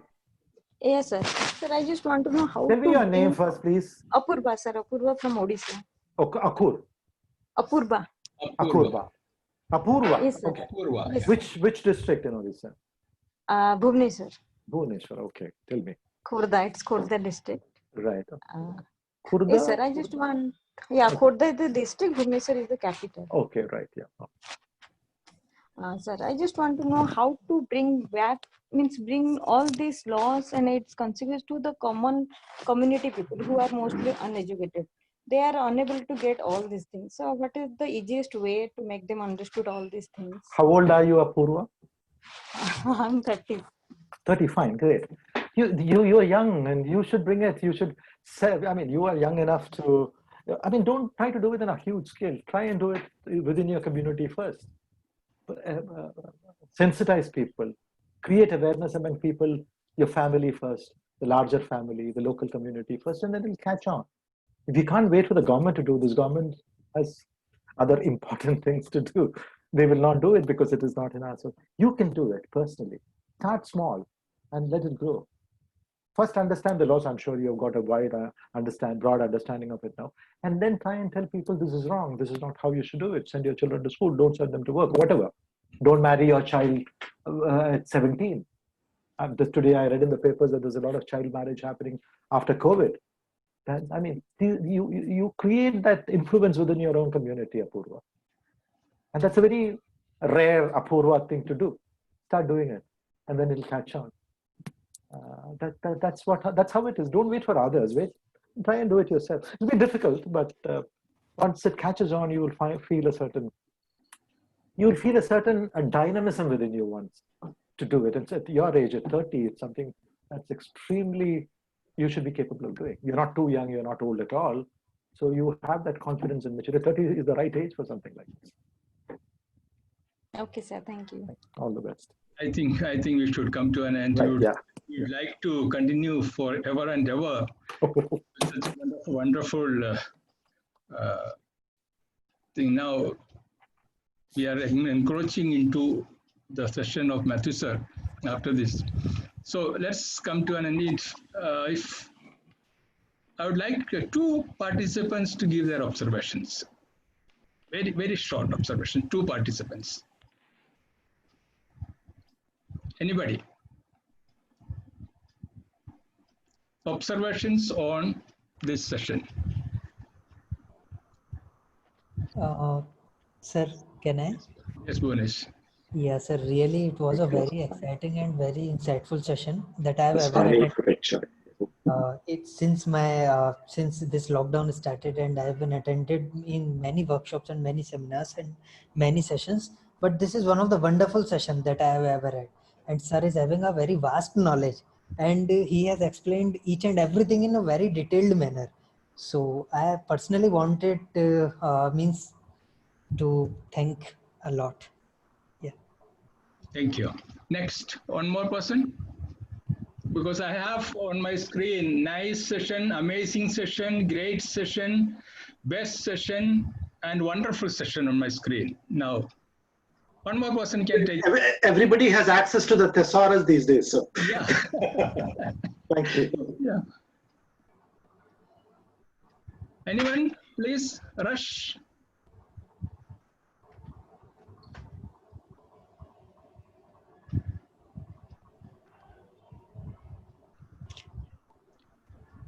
Okay, then I would request Matthew sir, you are there. Please propose a formal vote of thanks to Joseph sir.